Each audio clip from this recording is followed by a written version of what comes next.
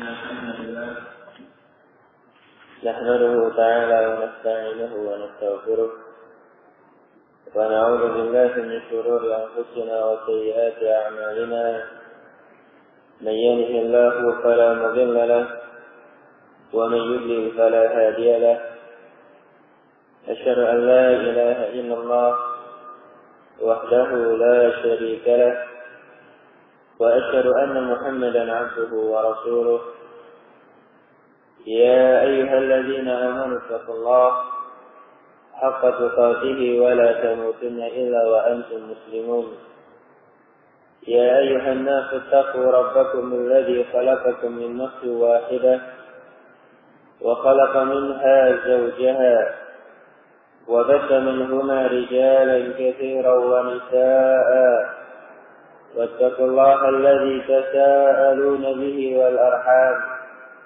إن الله كان عليكم رقيبا يا أيها الذين آمنوا اتقوا الله وقولوا قولا سديدا يصلح لكم أعمالكم ويغفر لكم ذنوبكم ومن يطع الله ورسوله فقد فاز فوزا عظيما أما بعد فإن أصدق الحديث كتاب الله تعالى وخير الهدى هدى محمد صلى الله عليه وعلى آله وسلم وشر الأمور محدثاتها فإن كل محدثة بدعة وكل بدعة ضلالة وكل ضلالة في النار أعاذني الله وإياكم من النار. Allah wa iyyakum. Alhamdulillah, kita panjatkan puji syukur kita kepada Allah Subhanahu wa taala Rabbul Alamin yang sampai detik ini masih melimpahkan sekian banyak anugerah dan kenikmatan. Di antaranya Allah wa iyyakum nikmat dalam bentuk waktu luang, sehingga dengan kelonggaran waktu tersebut kita bisa berkumpul di majelis min majalisil ilm di salah satu rumah dari rumah-rumah Allah Azza wa Jalla, di mana Rasul alaihi salatu wassalam mengingatkan dalam sebuah hadis yang singkat, ni'matani maghbunun fihima katsirun minan nas as-sihhatu wal faragh. Ada dua kenikmatan yang mana umat manusia kebanyakan mereka lalai dari dua nikmat tadi, tidak dipergunakan sebagaimana mestinya. As-sihhah wal faragh, nikmat dalam bentuk kesehatan dan waktu luang. Sehingga kelonggaran waktu Allah wa iyyakum yang kita miliki adalah bentuk nikmat dari Allah Subhanahu wa taala yang seharusnya kita syukuri dengan bentuk diisi dengan ibadah-ibadah maupun ritual-ritual yang mendatangkan ridha Allah Subhanahu wa taala. Allah wa iyyakum, pada kesempatan malam hari ini kita lanjutkan keterangan dari Al-Imam Al-Muzani rahimahullahu taala di dalam risalahnya Syarh Sunnah tentang beberapa prinsip pokok Ahlu Sunnah wal Jamaah yang harus diketahui dan diamalkan oleh setiap muslim, yang dari situ akan diketahui ciri khas Ahlus Sunnah wal Jamaah dan siapa orang-orang yang betul-betul layak dikatakan sebagai Ahlus Sunnah wal Jamaah haqqan, ya, sebagai Ahlus Sunnah wal Jamaah yang sejati, tidak sekedar pengakuan di lisan. Beliau menyebutkan Allah wa iyyakum dalam pasal yang baru as-sifat. Nah, prinsip Ahlus Sunnah wal Jamaah dalam menyikapi sifat-sifat Allah Subhanahu wa taala. Masalah ini Allah wa iyyakum, al-imanu bi asma'illahi wa sifatihi, beriman dengan nama-nama dan sifat bagi Allah Subhanahu wa taala, amrun 'azim, adalah pembahasan yang sangat agung. Allah wa iyyakum, dikarenakan mengimani sifat-sifat Allah Subhanahu wa taala ala wajhin syar'i dengan cara yang digariskan dalam syariat kita, termasuk cakupan al-iman billahi azza wa jalla, cakupan beriman kepada Allah Subhanahu wa taala. Karena seseorang dalam mengimani Allah Subhanahu wa taala diharuskan dan diwajibkan mengimani 4 perkara. Belum dianggap sebagai seorang mukmin kalau dia tidak mengimani 4 perkara tersebut dalam rangkaian beriman kepada Allah Subhanahu wa taala. Yang pertama, azani Allah wa iyyakum al-iman bi wujudillah. Mengimani Allah Subhanahu wa taala ada. Nah, tentunya kalau seseorang beriman kepada Allah, dia meyakini Allah Subhanahu wa taala ada. Kemudian yang kedua, al-iman bi rububiyatillah. Mengimani rububiyah Allah Subhanahu wa taala. Yang namanya rububiyah mencakup 3 perkara. Al-khalqu wal milku wat tadbir. Penciptaan, kepemilikan alam semesta, kemudian pengaturan alam raya ini, azani Allah wa iyyakum. Semuanya hak Allah Subhanahu wa taala. Seseorang mengimani rububiyah Allah apabila dia mengimani Allah yang menciptakan semua makhluk yang ada, Allah yang memiliki semua makhluk yang ada, dan Allah Subhanahu wa taala satu-satunya yang mengatur semua urusan hamba. Nah, kemudian yang ketiga, azani Allah wa iyyakum, al-iman bi uluhiyyatihi. Beriman dengan uluhiyah Allah Subhanahu wa taala. Maknanya adalah mengimani bahwasanya Allah Subhanahu wa taala satu-satunya yang berhak diibadahi. Tidak ada sesembahan yang kedua yang berhak diibadahi bersama dengan Allah Subhanahu wa taala. Kemudian yang keempat, azani Allah wa iyyakum, termasuk bentuk al-imanu billah, beriman kepada Allah Subhanahu wa taala adalah al-iman bi asma'illahi wa sifatihi. Mengimani nama-nama dan sifat bagi Allah Subhanahu wa taala. 4 perkara tadi, azani Allah wa iyyakum, termasuk bagian dari al-ilmu syar'i yang sifatnya fardhu ain, diketahui oleh setiap muslim. Karena langsung berkaitan dengan al-iman billahi azza wa jalla, beriman kepada Allah Subhanahu wa taala. Sehingga mengimani adanya Allah Subhanahu wa taala, mengimani rububiyah Allah azza wa jalla, mengimani uluhiyah Allah Subhanahu wa taala, dan juga mengimani nama-nama dan sifat, ilmu yang membahas 4 perkara tadi, azani Allah wa iyyakum, fardhu ain, diketahui oleh setiap muslim tanpa terkecuali. Ya, setiap muslim yang akil, yang berakal, lagi balik, ya, diharuskan untuk mempelajari dan mengetahui ilmu tentang hal-hal yang kita sebutkan tadi, azani Allah wa iyyakum. Di antaranya al-iman bi asma'illah wa sifatihi. Bagaimana cara seorang hamba dalam mengimani nama-nama dan sifat? Dikarenakan kita, azani Allah wa iyyakum, tatkala melihat keadaan kaum muslimin, mereka ternyata berbeda-beda dalam memahami dan menyikapi nama-nama dan sifat bagi Allah Subhanahu wa taala. Ya. Kaum muslimin, mereka-mereka yang menyatakan asyhadatain, 2 kalimat syahadah, yang mengaku beriman kepada Allah Subhanahu wa taala, dalam menyikapi asma'ullah ta'ala wa sifatuhu, nama-nama Allah dan sifat-sifatnya berbeda-beda. Ya, tidak satu kata, azani Allah wa iyyakum. Dengan kata lain, mereka berselisih dalam memahami dan menyikapi nama-nama Allah Subhanahu wa taala dan sifat-sifatnya. Lantas mana yang benar? Tentunya ikhwan fillah azani Allah wa iyyakum bila syakkin wala raib. Allah Subhanahu wa taala menyebutkan fa in tanaza'tum fi syai'in farudduhu ila Allah war Rasul.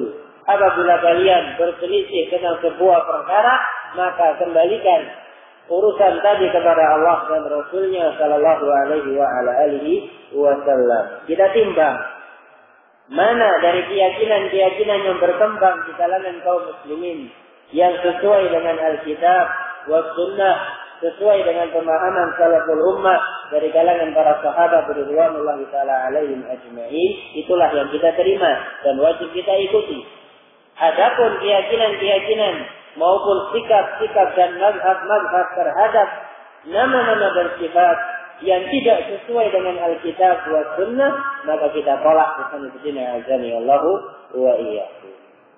Dan berikut ini akan disampaikan oleh Al-Imam Al-Muzani rahimahullahu taala tentang bagaimana Ahlus Sunnah wal Jamaah, pengikut Rasul sallallahu alaihi wa ala alihi wasallam, di dalam menyikapi dan mengimani nama-nama dan sifat bagi Allah Subhanahu wa taala. Kata beliau rahimahullah, wa kalimatullah wa qudratullah wa na'tuhu wa sifatuhu kamilatun ghairu makhluqat. Dan firman-firman Allah Subhanahu wa taala, demikian pula kehendak Allah Azza wa Jalla, sifat-sifat yang dimiliki olehnya seluruhnya sempurna dan tidak ada yang makhluk. Kalau dikatakan sifat Allah, maka tidak bisa dikatakan sebagai makhluk, karena dia adalah sifat bagi Allah Subhanahu wa taala. Daimatun azaliyat. Sifat-sifat tadi adalah sifat-sifat yang daimat, yang abadi dan azali. Kalau abadi berarti tidak ada batasnya, ya, tidak akan sirna. Kalau dikatakan azali berarti tidak memiliki permulaan. Ya, ini perbedaan, letak perbedaan antara sifat Allah dengan sifat-sifat makhluknya. Kalau manusia itu mengalami permulaan sebelum memiliki sifat yang sempurna. Ya, melihat misalkan, ya, bayi yang lahir di sana betina azani Allah wa iyyakum, sebagaimana yang kita ketahui bersama, tidak langsung bisa melihat sebagaimana penglihatan kita saat ini. Nah, butuh proses dan tahapan-tahapan sampai akhirnya bayi tadi bisa melihat. Kemudian dia mendengar, berjalan, ya, dan seterusnya. Ya, betina azani Allah wa iyyakum. Ada permulaannya, ada prosesnya, ada tahapannya yang dia lalui baru memiliki sifat yang sempurna. Itu makhluk. Kalau Allah Subhanahu wa taala azali, tidak memiliki permulaan, yang betina azani Allah wa iyyakum, azali dan abadi, memiliki sifat-sifat yang sempurna. Ketika Allah menyebutkan dalam firman-Nya, wa huwas samiul basir, dan dialah Allah yang maha mendengar lagi maha melihat. Jangan dipahami sebagaimana sifat yang ada pada makhluk. Kalau makhluk mereka mendengar, melihat, sebelumnya ketika lahir butuh proses untuk bisa melihat dan mendengar. Kalau Allah Subhanahu wa taala jangan dipahami, oh dulunya Allah itu tuli, hasya wa jalla. Ya, subhanallah. Ya, jangan dipahami, oh dulunya itu enggak bisa melihat, enggak bisa mendengar, kemudian mengalami sekian banyak tahapan dan proses baru menjadi maha melihat, maha mendengar. Wallahul musta'an wa alaihi tislam. Ini kalam atau anggapan yang keliru. Ya, sifat-sifat Allah Subhanahu wa taala daimat azaliyat. Ya, bersifat abadi dan azali, tidak memiliki permulaan sebagaimana makhluk. Walaysat bimuhdatsatin fatabida wala kana rabbuna naqisan fayazida. Sifat-sifat bagi Allah Subhanahu wa taala bukanlah sesuatu yang baru yang kemudian sirna. Juga bukan pula Allah Subhanahu wa taala sebelumnya zat yang kurang kemudian bertambah kesempurnaannya. Ya, ini menerangkan makna daimat azaliyat. Ya. Abadi dan azali. Kalau abadi tidak ada batas akhirnya, kalau azali tidak ada permulaannya. Itu sifat-sifat Allah Subhanahu wa ta'ala. Jallat sifatuhu an shibhi sifatil makhlukin. Maha mulia sifat-sifat Allah Subhanahu wa ta'ala tidak serupa dengan sifat-sifat makhluknya. Wa qasurat anhu qatamul wasifina, dan tidak akan mampu menggapai sifat-sifat Allah Subhanahu wa ta'ala kecerdasan orang-orang yang hendak mensifati Allah Azza wa Jalla. Maknanya dalam menentukan nama-nama Allah Subhanahu wa ta'ala tidak menggunakan akal. Ya, secerdas apapun hamba tadi, sejenius apapun seorang hamba, ya, saking cerdasnya itu azani Allah wa iyyakum, mungkin dalam menghafal, kalau mungkin orang sering kita dengar sekali baca langsung hafal, ini setengah baca langsung hafal. Ya, belum selesai bacanya langsung hafal seluruhnya secara utuh. Andai kata demikian. Ya, secerdas apapun hamba, dia tidak berhak menentukan nama-nama dan sifat bagi Allah Subhanahu wa ta'ala bila dalil, tanpa dalil. Karena menentukan nama dan sifat bagi Allah Subhanahu wa ta'ala termasuk ilmu gaib. Ya, tidak bisa kita ketahui kecuali dengan jalan wahyu. Nah, qaribun bil ijabati 'inda su'al. Allah Subhanahu wa ta'ala maha dekat dengan hambanya, mudah mengabulkan permintaan hamba tersebut. Ba'idun bitta'ajjuzi la yunal. Namun Allah Subhanahu wa ta'ala jauh di atas arsy-Nya, tidak bisa dilihat oleh hamba semasa mereka hidup di dunia. Alim ala arsyihi, Allah maha tinggi di atas arsy-Nya.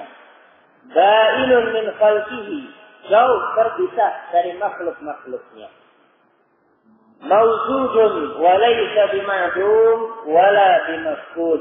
Allah Subhanahu wa ta'ala itu ada, bukan sesuatu yang hilang atau yang tidak memiliki wujud. Bukan sepertinya azani Allahu wa iyyakum. Nah, ini keterangan dari Al-Imam Al-Muzani rahimahullahu ta'ala bagaimana Ahlus Sunnah wal Jamaah dalam menyikapi sifat-sifat Allah Subhanahu wa ta'ala. Dari sini sepertinya azani Allah wa iyyakum bisa kita simpulkan beberapa poin untuk lebih memahami asma'ullah ta'ala wa sifatuhu dari ucapan dan keterangan Al-Imam Al-Muzani dalam risalah beliau Syarh Sunnah yang barusan kita baca tadi. Yang pertama sepertinya azani Allah wa iyyakum, cara mengimani asma'ullah ta'ala wa sifatuhu adalah al-imanu bima wasafa Allah bihi nafsahu wa bima wasafa bihi rasuluhu sallallahu alaihi wa ala alihi wa sallam. Mengimani segala nama dan sifat yang ditetapkan oleh Allah dan Rasulnya sallallahu alaihi wa ala alihi wa sallam. Min ghairi tahrifin wala ta'til, tanpa dirubah-rubah maknanya atau ditolak. Wala takyifin wala tashbih, sudah tanpa diserupakan dengan makhluk ataupun diterka-terka wujud sifat Allah Subhanahu wa ta'ala. Nah, ini Ahlus Sunnah wal Jamaah dalam mengimani nama-nama dan sifat. Dan itu cara yang benar. Ya, kita terima, kita imani, kita tetapkan semua nama-nama dan sifat yang ditetapkan oleh Allah di dalam Al-Quranul Karim dan ditetapkan oleh Rasul sallallahu alaihi wa ala alihi wasallam di dalam As-Sunnah. Ya. Di samping kita terima, di samping kita tetapkan, harus betul-betul sempurna dalam menetapkannya. Min ghairi tahrif, tanpa dirubah-rubah. Sebagian pihak ikhwan azani Allah wa iyyakum, dikarenakan mereka memiliki benih-benih penyimpangan, dan lebih mengutamakan akalnya daripada nas Alkitab wa Sunnah ketika mendengar atau membaca ayat-ayat sifat, mereka menolak dengan cara yang halus kalau tidak sesuai dengan hawa nafsu dan akal pikiran mereka. Ditolak dengan cara yang harus dalam bentuk dirubah-rubah. Entah dirubah maknanya, entah dirubah nafsnya, wala'iyadu billah. Nah, ahlu sunnah tidak demikian. Kalau Allah dan Rasulnya menetapkan, ditetapkan tanpa perlu dirubah-rubah. Apalagi dita'til, ditolak. Baik menolak sebagian atau menolak seluruhnya. Allahu wa iyyakum.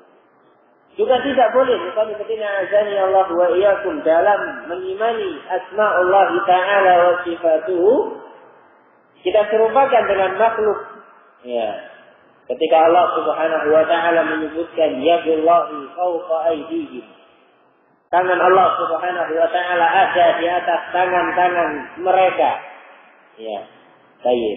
Ayat ini ujian bagi hamba-hamba Allah Subhanahu wa taala. Dan di situ diketahui mana hamba-hamba yang dalam hatinya terdapat benih-benih penyimpangan dan mana hamba-hamba yang ikhlas dalam menerima berita dari Allah Subhanahu wa taala dan Rasulnya sallallahu alaihi wa ala alihi wasallam.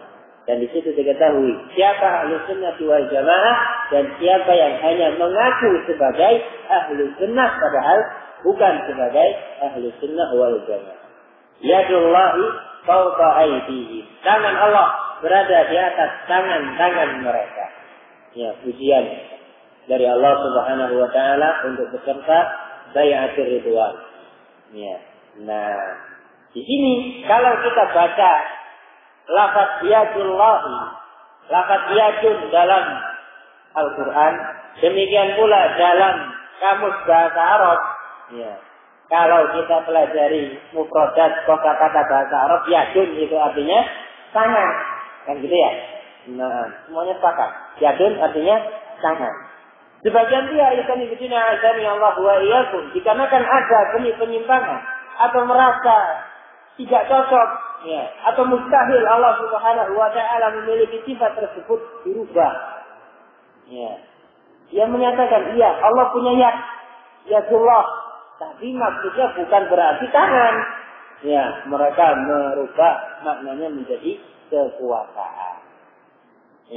Menjadi kekuasaan Allahu wa iyyakum. Wa hadza kalamun batil. Ini jelas pendapat yang keliru, menyimpang dari prinsip ahli sunnah wal jamaah. Ada lagi yang lebih vulgar, langsung menyatakan tidak mungkin, mustahil Allah punya tangan. Kalau dikatakan Allah punya tangan berarti Allah sama dengan makhluk. Dan itu sesuatu yang mustahil. Ditolak mentah-mentah Allah tidak punya tangan. Allahul musta'an wa alaihi tsiklan. Ada lagi yang jatuh dalam penyimpangan. Dia menyatakan yadullah artinya tangannya Allah. Yadun artinya tangan. Kemudian dia berani menyamakan tangannya Allah itu sama dengan tangan saya. Wala'iyadu billah. Adapun ahlus sunnah wal jamaah, mereka meyakini sifat tersebut bagi Allah Subhanahu wa taala diyakini sesuai dengan kebesaran dan kemuliaan Allah Azza wa Jalla, tidak sama dengan makhluk manapun. Tidak sama dengan makhluk manapun. Nah, dasar prinsip mereka yang azani Allah wa iyyakum dalam mengimani asma Allah Ta'ala wa sifatuhu tersebut di dalam surat Asy-Syura ayat yang ke-11. Allah Subhanahu wa taala berfirman, "Laisa kamitslihi syai'un wa huwa as-sami'ul basir." Tidak ada yang serupa dengan Allah Subhanahu wa taala. Dan dialah Allah Azza wa Jalla Maha mendengar lagi Maha melihat. Penggalan pertama ayat ini Allah meniadakan keserupaan sifat-sifat Allah Subhanahu wa taala dengan sifat-sifat makhluk manapun. Laisa kamitslihi syai'un. Tidak ada satu pun dan siapapun dan apapun yang sama dengan Allah Subhanahu wa taala. Kemudian penggalan yang berikutnya Allah menetapkan sifat baginya wa huwas samiul basir, dan dialah Allah yang Maha mendengar lagi Maha melihat. Makhluk mendengar, makhluk melihat. Ya, tapi pendengaran Allah, penglihatan Allah Subhanahu wa taala dan sifat-sifat Allah yang lainnya tidak sama dengan makhluk manapun. Ya. Dan kalau sampai kita menyamakan Allah Subhanahu wa taala, menyamakan sifat-sifat Allah Subhanahu wa taala dengan sifat makhluknya, fa huwa naqsun fi haqqillah azza wa jalla, qadhun fi haqqillah tabaraka wa taala. Sama saja melecehkan dan menghinakan Allah Subhanahu wa taala. Kok bisa demikian? Ya. Kita buat contoh. Kita ambil contoh permisalan misalnya begini, azani Allah wa iyyakum. Ketika kita katakan, ya, telinganya fulan kayak telinganya gajah. Ya. Ya. Nah. Manusia punya sifat telinga. Gajah juga punya sifat yang sama, telinga. Apakah sama bentuknya? Beda, izin azani Allah wa iyyakum. Antar makhluk saja beda. Ketika kita samakan sifat satu makhluk dengan makhluk yang lainnya, bermakna penghinaan dan pelecehan. Dikatakan, oh, telinganya Pak Fulan itu kayak telinganya gajah. Itu pujian atau celaan, misalnya begini azani Allah wa iyyakum. Semuanya sepakat mengatakan celaan, hinaan. Yang gitu ya. Nah, itu antar makhluk. Fakaifa bihaqqillah azza wa jalla. Terus bagaimana dengan hak Allah Subhanahu wa taala? Justru dan jelas-jelas dikatakan sebagai penghinaan terbesar ketika sifat-sifat Allah Subhanahu wa taala disamakan dengan sifat makhluknya. Nah, dan ini awal penyimpangan yang sanadina azani Allahu wa iyyakum. Semua kelompok-kelompok sesat di dalam bab asmaullah taala wa sifatuhu, awal mula sebab mereka jatuh dalam penyimpangan dikarenakan mereka memiliki paham tasbih. Ya, paham kalau sifat Allah sama dengan makhluknya. Kelompok Jahmiyah misalkan, yang meniadakan semua nama-nama dan sifat. Mereka mengatakan Allah tidak punya nama, tidak punya sifat. Jatuh dalam pemahaman yang kufur semacam ini. Ya, ini pemahaman kufur. Allah wa iyyakum. Menyatakan Allah tidak punya nama, tidak punya sifat. Kalau dikatakan Allah tidak punya nama, tidak punya sifat, sama halnya dia mengatakan Allah tidak ada. Kan gitu ya. Salah satu sifat yang ada, yang dimiliki adalah sifat wujud, kan gitu ya. Nah, ketika dia mengatakan Allah tidak punya nama, tidak punya sifat sama sekali, sama halnya dia mengatakan Allah tidak ada. Dan ini termasuk kekufuran misalnya begini azani Allah wa iyyakum. Apa sebab kelompok semacam ini jatuh dalam kekufuran? Kelompok Jahmiyah. Sebabnya karena dia mengatakan kalau kita menetapkan Allah punya sifat, Allah punya nama, berarti Allah sama dengan makhluknya. Paham? Tasbih. Nah, dikarenakan mereka salah dalam memahaminya, ya, mengatakan sifat dan nama bagi Allah Subhanahu wa taala kalau ditetapkan berarti sama dengan makhluknya, akhirnya mereka jatuh dalam penyimpangan. Kalau begitu, kita tiadakan saja Allah nggak punya nama, nggak punya sifat. Nah, kelompok Mu'tazilah, ya, yang terkenal dengan pendewa akal, gitu ya, mengedepankan akalnya, azani Allah wa iyyakum, yang mereka merasa ujub dengan akalnya, merasa bangga dengan akalnya yang jenius dan semisalnya, ya, sudah jatuh dalam penyimpangan dalam bab asma wa sifat. Mereka punya prinsip Allah Subhanahu wa taala tidak memiliki sifat. Ya, menetapkan nama tapi meniadakan sifat. Allah punya nama tapi tidak punya sifat. Asmaullah taala mahdhum la sifata fiha, kata mereka. Nama-nama Allah Subhanahu wa taala itu sekedar nama, tidak ada sifatnya. Ini juga batil seperti azani Allah wa iyyakum, yang sejatinya sama dengan prinsip Jahmiyah, tapi tidak menggunakan bahasa vulgar karena mereka banci, gitu ya. Nah, kenapa demikian? Kalau dikatakan nama tanpa sifat, berarti dia mengatakan alimun bila ilmin. Allah Maha mengetahui tapi tidak punya ilmu. Nah, terus apa kalau begitu? Basirun bila basar, sami'un bila sam'in, qadirun bila qudratin. Allah Maha kuasa tapi tidak punya kekuasaan. Itu kan berarti konsekuensi dari pemahaman mereka Allah punya nama tapi tidak punya sifat. Kan gitu. Ya, ada dari penelitian azani Allah wa iyyakum. jatuh dalam penyimpangan. Sekali lagi dikarenakan ada paham tasbih, ya, menganggap kalau sifat Allah sama dengan makhluknya kalau ditetapkan, akhirnya mereka jatuh dalam sekian banyak penyimpangan. Adapun Ahlus Sunnah wal Jamaah, pengikut Rasul sallallahu alaihi wasallam, mereka adalah hamba-hamba yang tunduk terhadap ketetapan Allah dan Rasulnya sallallahu alaihi wasallam. Mereka mengimani semua nama-nama dan sifat yang ditetapkan oleh Allah dan Rasulnya sallallahu alaihi wasallam tanpa dirubah-rubah, tanpa ditolak, tanpa diserupakan dengan makhluknya, juga tanpa dibayang-bayangkan atau ditetapkan bagaimana wujud sifat Allah Subhanahu wa taala. Nah, termasuk bentuk penyimpangan di sana jadinya azani Allah wa iyyakum ketika disebutkan sifat yadullahi fawqa aydihi misalkan, atau yadullahi maghlulah seperti dalam sebagian ayat. Nah, tangan Allah Subhanahu wa taala. Termasuk bentuk penyimpangan yang harus kita hindari, membayang-bayangkan bentuk dan wujud sifat Allah Subhanahu wa taala dalam angan-angan kita, walaupun tidak terucap. Ya, kalau yang terucap kan jelas menyimpang, gitu ya. Mengatakan oh tangan Allah demikian. Ya, baik. Ini jelas menyimpang. Termasuk bentuk penyimpangan yang harus kita hindari dan hanya kita dan Allah Subhanahu wa taala yang tahu. Ya, karena dalam imajinasi kita menggambar-gambarkan atau membayang-bayangkan sifat Allah Subhanahu wa taala dengan sebuah kaifiyah tertentu. Ya, dibacakan yadullahi fawqa aydihim, tiba-tiba muncul imajinasinya, mungkin dulunya dia suka dengan komik, kepala suka dengan gambar dan semisalnya, langsung terbayang dalam imajinasinya, oh tangan Allah itu seperti ini. Ya, walaupun tidak terucap.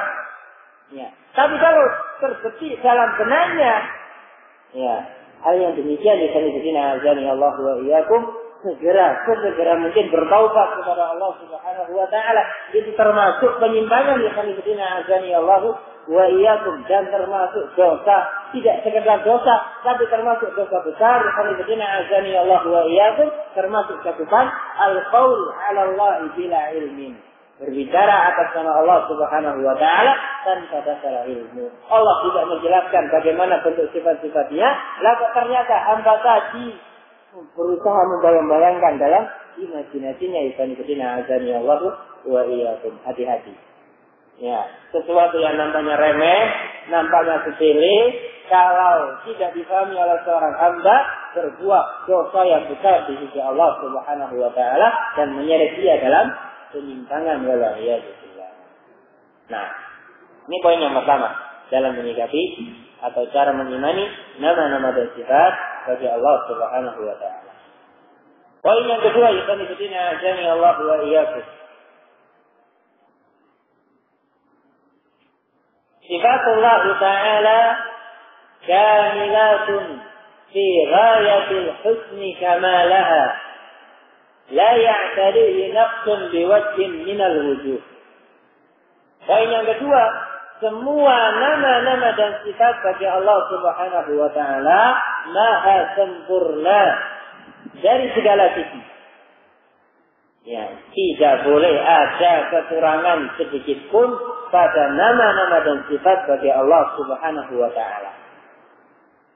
Nah, sehingga setiap bentuk lawazim, ya, hal-hal yang mengesankan kalau nama-nama dan sifat-sifat Allah Subhanahu wa taala kurang dari berbagai sisi, ditiadakan dalam syariat. Ya, ditiadakan dalam syariat. Masih berdalil dengan ayat yang sama, laisa kamitslihi syai'un wa huwa as-sami'ul basir. Nah, baik. Agar ikhwan azani Allah wa iyyakum, Ahlus Sunnah wal Jamaah menetapkan bagi Allah Subhanahu wa taala nama-nama dan sifat fi ghayatil husni kamalaha, pada puncak kesempurnaannya. Ya, harus diyakini ketika Allah menyebutkan dalam firman-Nya wa huwal ghafuru dzur rahmah, dan dialah Allah yang Maha Pengampun lagi memiliki rahmat.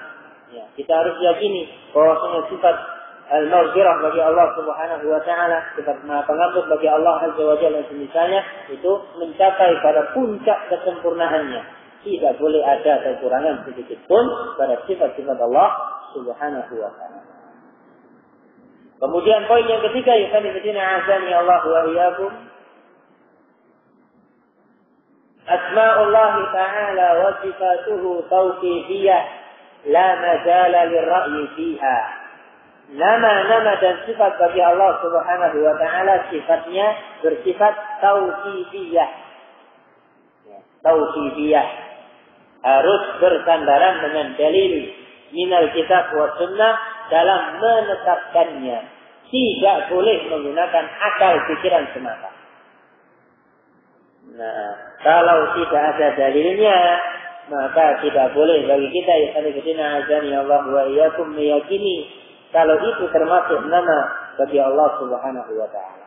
Sekali lagi, dikarenakan nama-nama dan sifat untuk Allah Subhanahu wa taala min bab ilmil ghaib, termasuk bentuk ilmu ghaib, tidak bisa kita ketahui kecuali dengan jalan wahyu dari Allah Subhanahu wa taala. Nah, baik. Terus bagaimana kalau dijumpai azani Allah wa iyyakum sebagian pihak memberi julukan atau memberi nama bagi Allah Subhanahu wa taala dengan nama-nama yang tidak ada dalil. Ya. Seperti orang Jawa misalkan ada tambahan Gusti. Nah, ada enggak dalil yang menetapkan Allah punya nama Gusti? Enggak ada. Lawang Al-Quran menggunakan bahasa Arab, gitu ya. Enggak butuh dengan orang yang hafal Al-Quran. Ya. Dipikir pakai nalar Al-Quran dan Sunnah pakai bahasa Arab. Lalu ini sifatnya datang pakai bahasa Jawa, kan gitu ya. Nah, jelas enggak ada. Terus bagaimana? Apakah kita tetapkan nama tadi bagi Allah Subhanahu wa taala? Baik. Diterangkan di kali azani Allah wa iyyakum oleh para ulama, kalau namanya seperti Gusti misalkan, jelas tidak boleh bagi kita untuk meyakini kalau itu nama bagi Allah Subhanahu wa taala karena tidak ada dalilnya. Adapun maknanya tergantung. Kalau maknanya benar, ya dikuatkan dengan nama-nama yang lain atau dalil-dalil yang lainnya, kita yakini maknanya, tapi namanya tidak, karena tidak ada dalilnya. Kalau maknanya salah, maka jelas ditolak, baik makna maupun namanya. azani Allah wa iyyakum. Dan selayaknya masyarakat kita azani Allah wa iyyakum dibiasakan untuk menyebut Allah Subhanahu wa taala dengan nama-nama yang syar'i yang ditetapkan menggunakan dalil. Tidak sekedar kebiasaan tempat. Nah, kemudian azani Allah wa iyyakum poin yang berikutnya.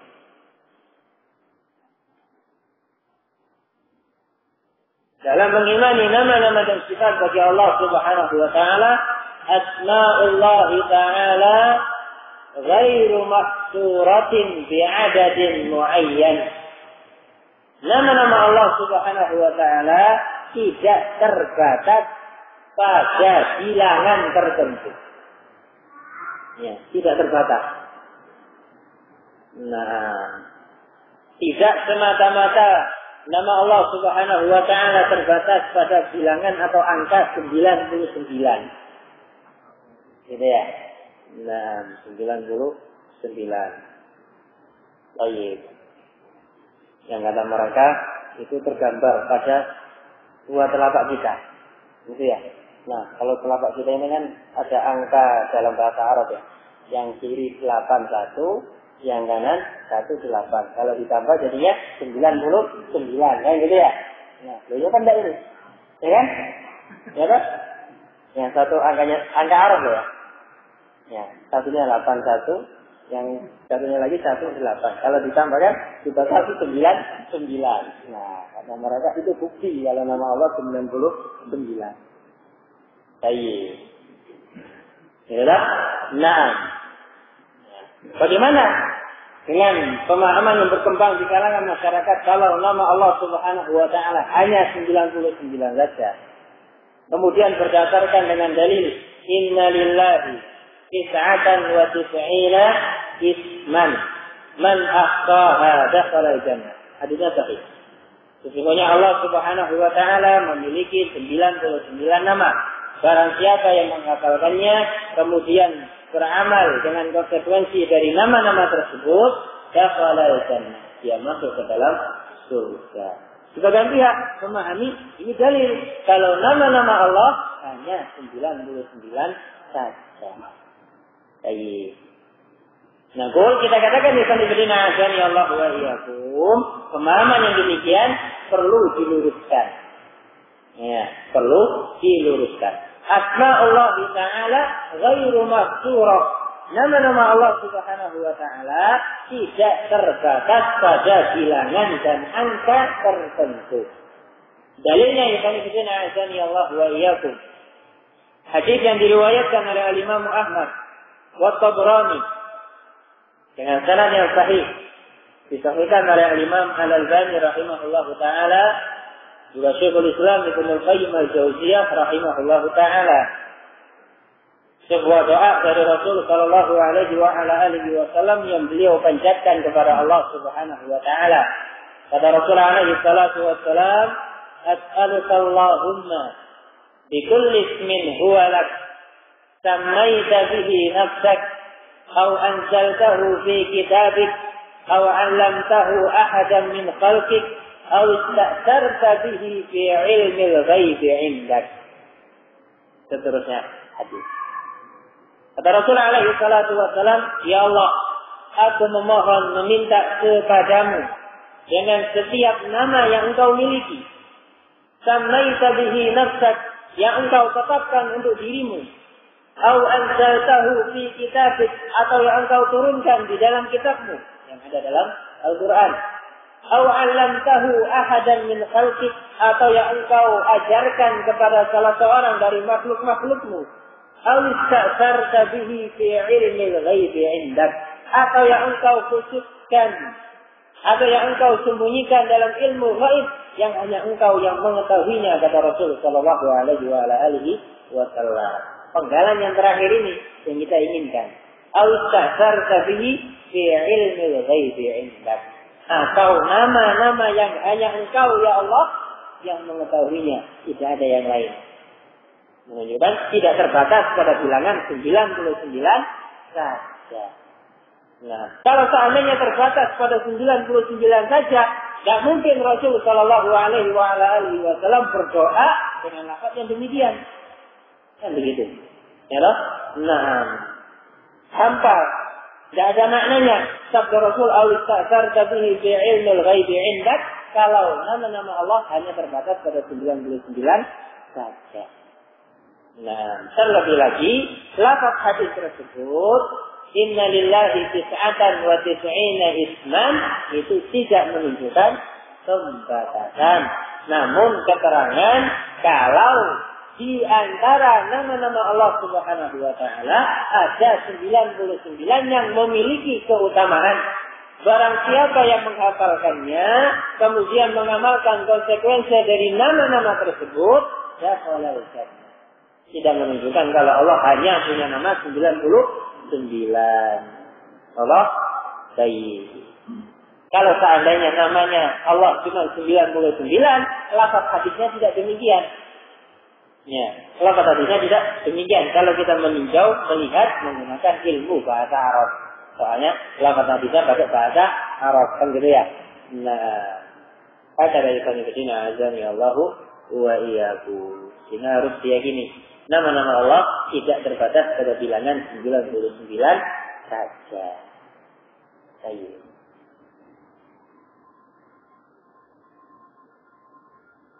Kita isyarat. Baik. Agar dari Qanifidina azani Allahu wa iyyakum. Adapun poin-poin yang berikutnya terkait dengan cara mengimani nama-nama dan sifat bagi Allah Subhanahu wa taala sesuai dengan dalil dari Alkitab wa Sunnah dengan pemahaman salaful ummah, insyaallah taala pada pertemuan yang akan datang bismillah taala. Kurang lebihnya maaf. Subhanakallahumma rabbana bihamdik asyhadu an la ilaha illa anta astaghfiruka wa atubu ilaik. Tafadhalu barakallahu fikum. Wassalamu alaikum warahmatullahi wabarakatuh.